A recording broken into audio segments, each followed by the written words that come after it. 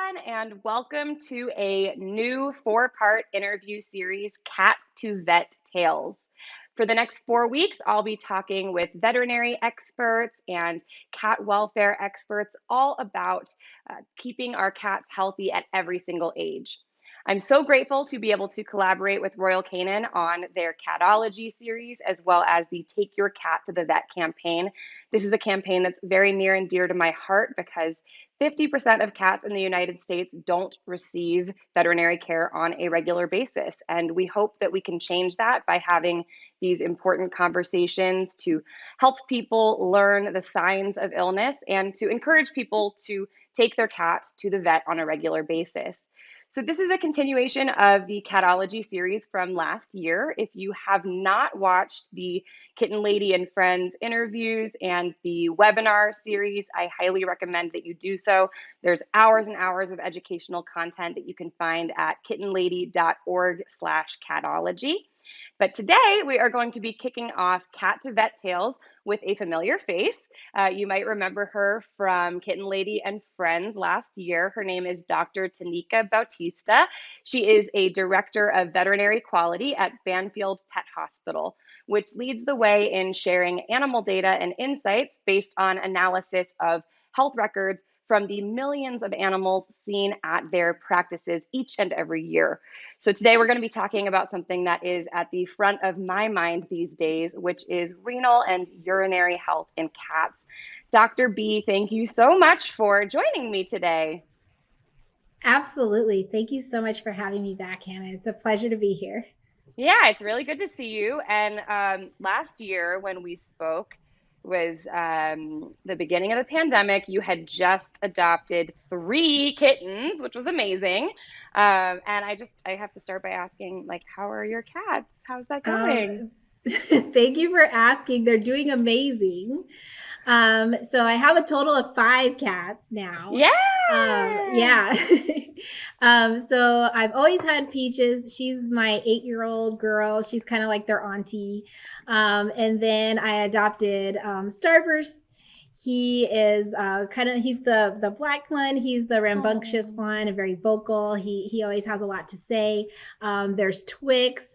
He's my little boy. He's very curious, but kind of mellow little guy. And then there's Skittles there in the front. And Skittles, she's a little bit more shy, but she's a doll and she just kind of likes to hang out. And then there's Milky Way in the front. So as you can tell, all names from candy. I like to have food names. But they're doing I was gonna amazing. say those Yeah. are such precious names. I love those. Yeah, thank you. Those are Yeah, they're great doing great. names. Last time we talked, they were getting ready to get spayed and neutered, so that's all done. And this year, we're just going to be setting them up with their preventive care, wellness exams, oral health exams, and I'm trying to manage their weight. Oh, wow. Well, they're so lucky to have the family that they do. I mean, talk about good luck for a cat to get adopted by you. It's like that is the jackpot. Yes. So last year you adopted, and this year I actually just adopted a kitten. So I wanted to show you my little guy Ferguson. Ferguson is just about 16 weeks old now, and I've had him since he was just so tiny. And the reason that I'm really excited to talk to you about him today is because he's actually going through what we're going to be talking about. Very, very uncommon in a young kitten, but unfortunately much more common in adult and senior cats, which is kidney disease. So I feel like it's a really, really great opportunity to talk about that right now with you about renal and urinary issues in cats. So I appreciate you talking to me about all this because this is very present for me right now. In fact, yesterday I had his follow-up appointment at the nephrologist, at the kidney specialist. So Yeah. this is just, I'm living and breathing kidney disease, feline health right now. So I wanted to ask you, because since sharing what's going on with Ferguson, I've had so many people reach out to me and say, wow, this is what my cat is going through. I wanted to ask, in your experience at Banfield, how common is it for cats to come in with kidney disease? Yeah, that's a great question. And I just want to say he is so adorable. What a little Thank you. angel. I love his eyes. Like they're just so big and just gorgeous. So I'm so glad that he has you to take care of him. Thank But to you. answer your question, so chronic kidney disease is a condition that we've evaluated through our Banfield data that you mentioned earlier. And roughly 10% of the cats over age of 10 years old will develop chronic kidney disease. And actually, it's 4 times more common in cats than in dogs. But Wow. like, I wonder why. yeah, actually, that is still, to be determined as far as what the specific cause of that is.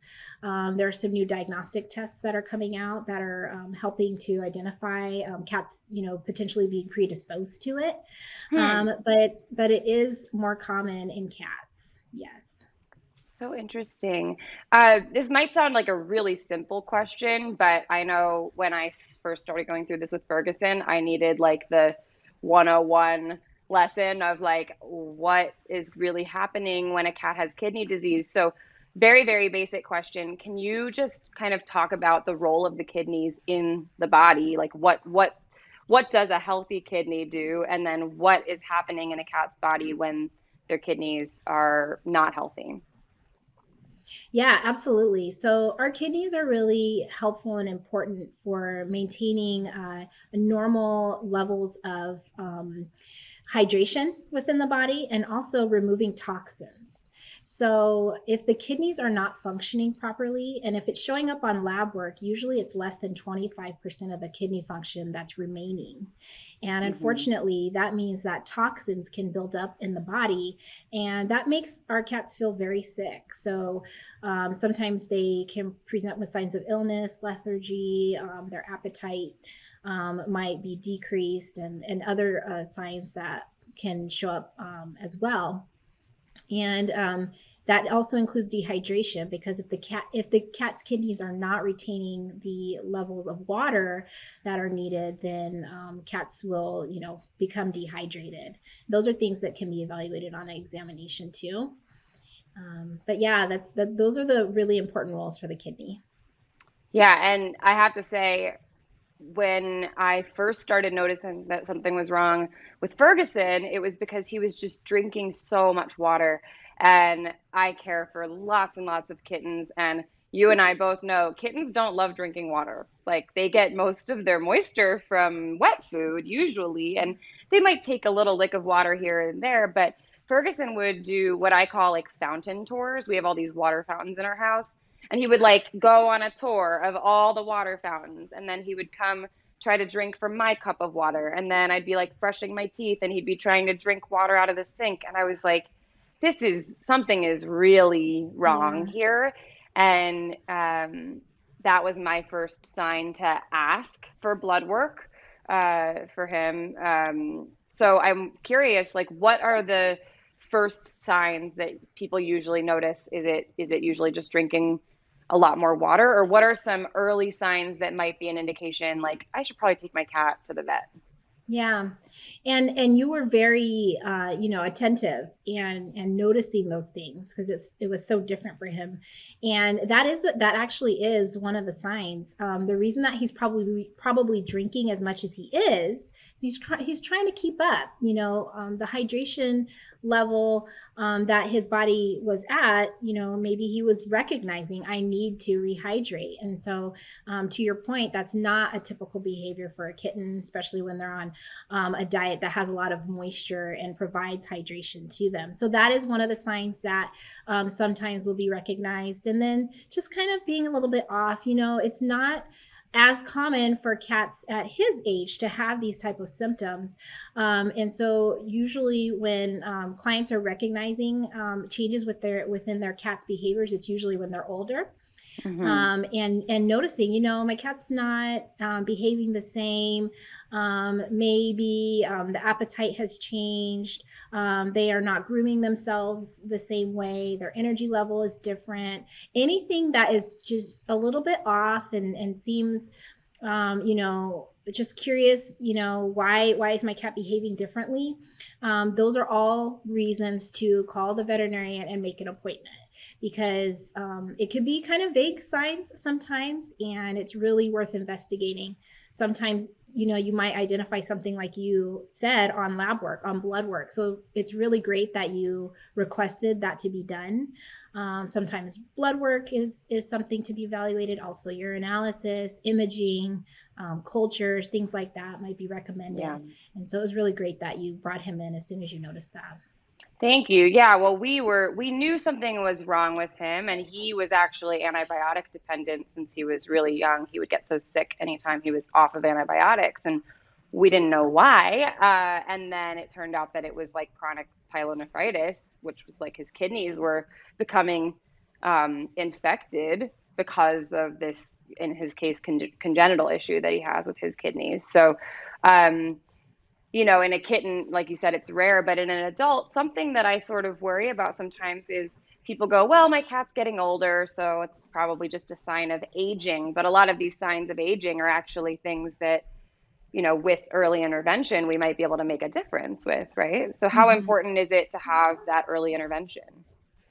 Yeah, I think it's very important. When cats are at an older age, or even just, from kittenhood all the way through adulthood, it is recommended that they're getting those evaluations from the veterinarian on a regular basis. And based off of their medical history and their current presentation of their medical condition, the vet will let you know how often to bring your cat in.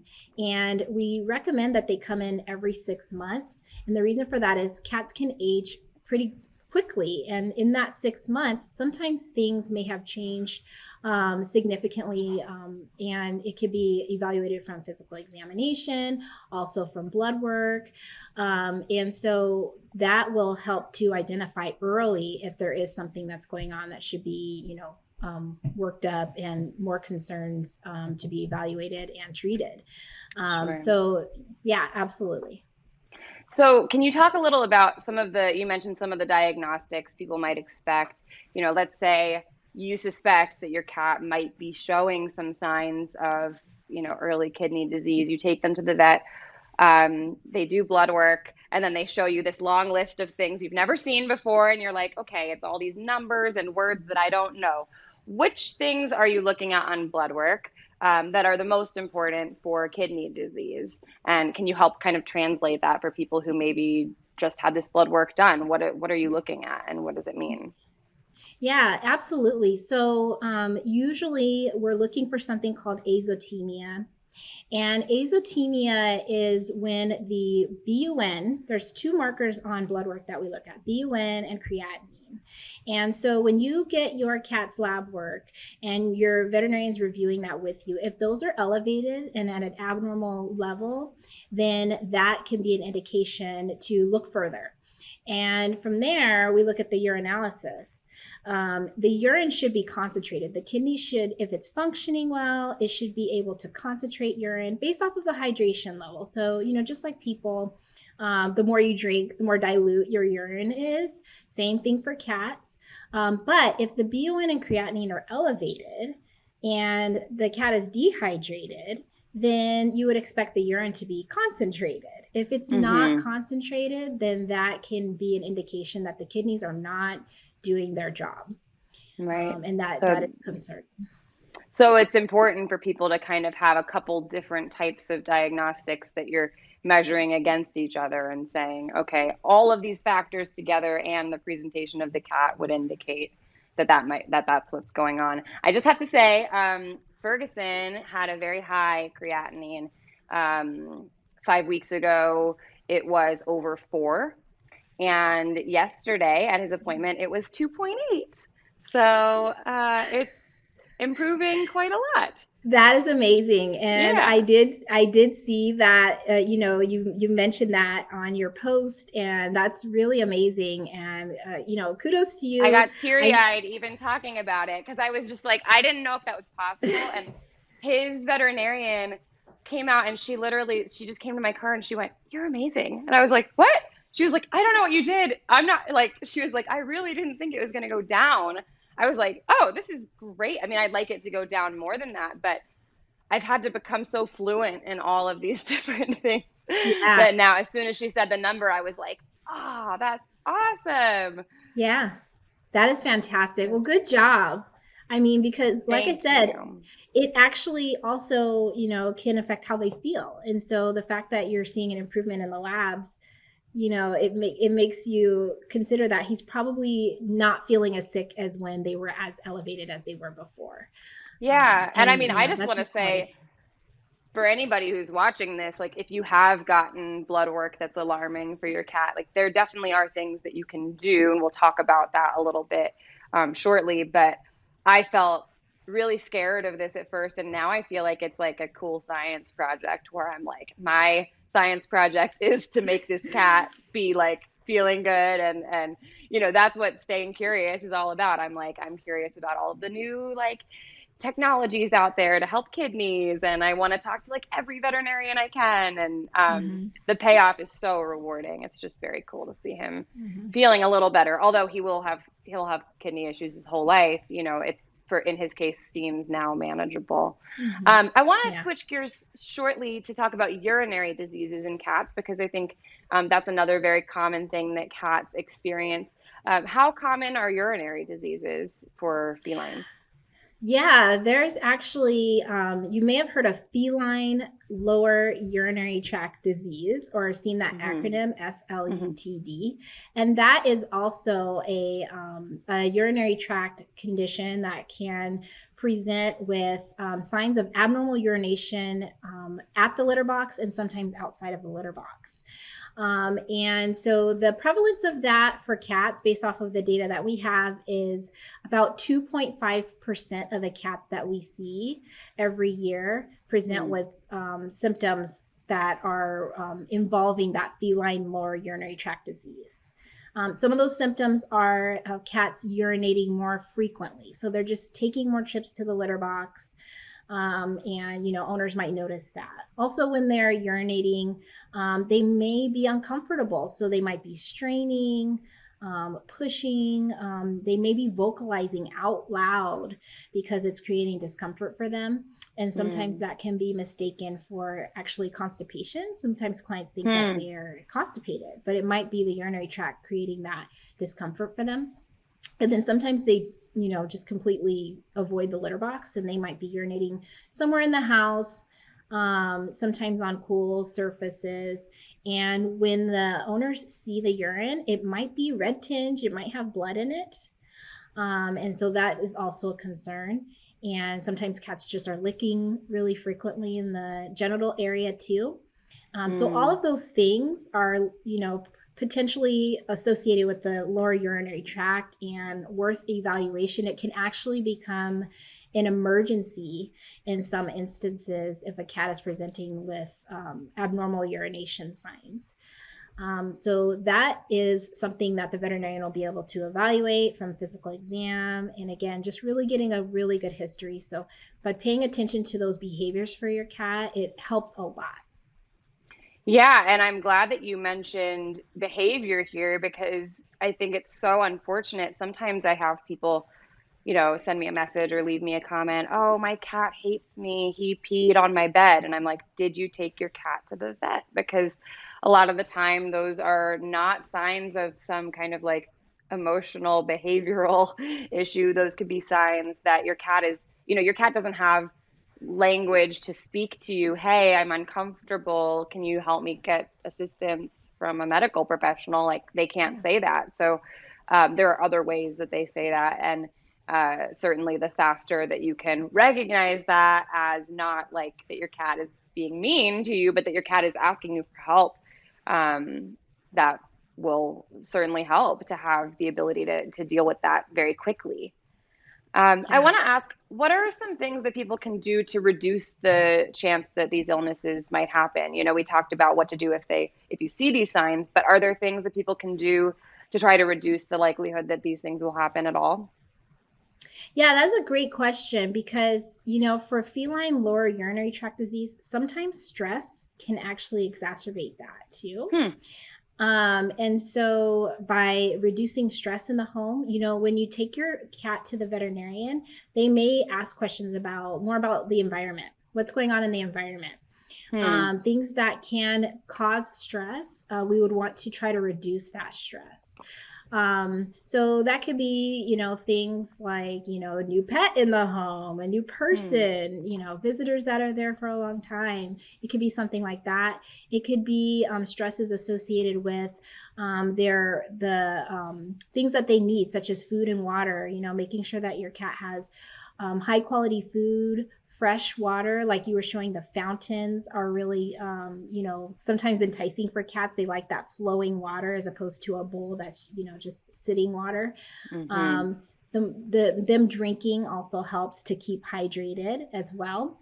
And then in addition to that, just making sure that they have enriched environment, that they're getting play, that they are having an opportunity to hide or go on high places or whatever type of environment they prefer, and that they're getting the attention that they need. So if a cat has a really great environment, really high quality food, free access to water, and you're identifying also just their behaviors. Are they grooming often? Those can all be indications of being stressed or not stressed, and that can also help with providing a stress-free environment too. Mm-hmm. You talked about food a little bit, high quality food. Now, I know there are, great high quality diets for like veterinary diets to address some of these issues, renal diets, urinary diets. Can you talk about the role that food plays in these diseases and like what makes a urinary food or a renal food what it is? What Mm-hmm. is the role that food can ultimately play? Yeah, therapeutic diets are amazing, I know. because Agreed. there are many different medical conditions that are responsive to diet, or that a prescription diet may be recommended by a veterinarian. And some of those, like we just talked about, those two conditions, chronic kidney disease, feline lower urinary tract disease, there are diets that are formulated to be able to help cats with high quality nutrition, and also formulated so that they do not have particular ingredients in them that can contribute to the progression of the disease. Hmm. So, for example, for kidney diets, and it should be a high quality protein that the cats are getting, low phosphorus, low sodium. Hmm. The diets that Royal Canin provides can actually help with that. These are prescription diets, so they should be Hmm. recommended by the veterinarian. But it actually is a great option for being able to support, in addition to the medical care that's being provided. Diet actually does play a really important role in our health and for treatment as well. Yeah, I mean, I know I'm always thinking about that with Ferguson because, as you said, phosphorus is a big concern for kittens and cats with kidney issues. And I wanted to mention too that there are also things that you can do, supplements, probiotics, like phosphorus binder. He's on. I had never heard of a phosphorus binder until having Ferguson, but there's actually things you could ask your vet about that can help. With the food and with some of the concerns around food as well. But this is why I think it's so important to talk to a vet because if you're trying to manage this at home, you don't have access to those veterinary diets, those supplements that might be helpful. And food certainly plays, I think, a huge role. And I know for Ferguson, I'm always trying to get him to eat wet food. Which he fortunately prefers because everything with him is about water. He actually tried to get in the bath with me the other day because I think Wow. he was like, wow, it's like a huge water fountain. And I was like, Yeah. no, no, no, no, no, no, no. That's not what we're doing here today, Ferguson. So yeah, I mean, it makes a difference what goes into their body. Yeah. Water, high quality food, sometimes veterinary diet. Hmm. Um, so, right now we're supporting the Take Your Cat to the Vet campaign, which I think is really important. And obviously, we've talked a little bit about the importance of if you notice these signs, taking your cat in. But sometimes these signs might be so subtle that you don't notice them. So, how often should people be requesting blood work from a veterinarian, or how often are you recommending that people do just take their cat to the vet, even when things seem okay? Yeah, that's a great question because if things seem okay, we still do recommend a wellness checkup as well. And so at Banfield, we recommend every 6 months to have your pet evaluated. And that's a nose to tail examination. It includes preventive care. It also includes diagnostic workup as well. Like I mentioned, sometimes things can change from, the last visit to, today's visit. So every 6 months. It also includes oral health assessment, dental care, and things like that. And at that Hmm. visit, your veterinarian will be able to identify what's going on and when your next visit should be. So should it be another 6 months out, or is there some reason that we should be considering a visit more soon, in a shorter duration. So it really starts with the first visit. The first visit, preventive care, evaluation, overall health screen. We do have wellness plans at Banfield Pet Hospital, and that does provide a opportunity to have those examinations every 6 months, and it's included in that wellness plan. Hmm. And another benefit of that actually is that our clients, there's over 2 million clients that have the wellness plan, and they can use a service called Vet Chat. So if for any reason a client is wondering, something about how their cat is behaving, maybe something's a little bit off, they basically have their vet in a pocket and they can, one-on-one have a chat with that veterinarian and identify, do I need to bring my cat Oh, in now? Or, is this something that can wait? So that also helps clients to be able to that's determine when their amazing. next visit will be. Yeah, it's a really great service. I didn't realize you guys had that. That's so cool. I have for just like my human health, I have something like that that I love that's like a telehealth. You can log on to a computer on an app and talk to somebody and figure out like, do I Mhm. need to come to the doctor or not? But the fact that you can do that for your cat is incredible. That's so great. I'm Yeah. really happy to hear that, especially because right now it can be difficult sometimes for people to get to the vet or to get an appointment with a vet. So having a vet in a pocket is definitely really appealing and important. That's so cool. Well, I Mhm. just wanted to wrap up by asking if you have any kind of last words of encouragement or hope for people who are going through renal or urinary disease with their cat. Is there anything that you would say to encourage them? Yeah, I definitely realize that when a cat has a lower urinary tract disease or chronic kidney disease or any other medical condition that might be presenting for some time, it can really affect, the family's lifestyle, and it can be a change. And so it's just very much appreciated, everything that you're doing to take care of Ferguson, and help others to see what kind of support is involved in that, and that you're giving your all. And I appreciate clients doing that, all of our clients doing the same thing. So we do everything that we can to help them with whatever they're going through. So I think you're giving a great example of that.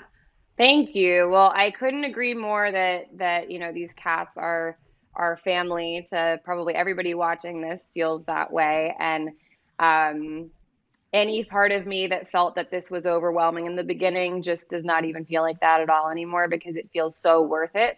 And I wouldn't be able to have any idea what I should be doing without the guidance of my veterinary team that I'm working with for Ferguson. So I think, cat families and veterinarians are an amazing team. And I really appreciate you chatting with me today. I hope this was eye opening for a lot of people. And I hope that it encourages people to watch out for those signs and to get regular vet care. So thank you for all that you do. Absolutely, thank you so much again. it's, Thank it's just been you. such a pleasure.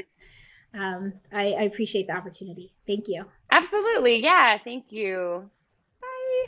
All right, bye. Well, thank you everyone for watching. I want to thank Royal Canin again for partnering with me on this series, as well as the Take Your Cat to the Vet campaign. You can learn a lot more about that at royalcanin.com/cat health. So stay curious, stay compassionate, and please join me again next week for another really fun and educational episode of this new 4-part series, Cat to Vet Tales. Bye bye.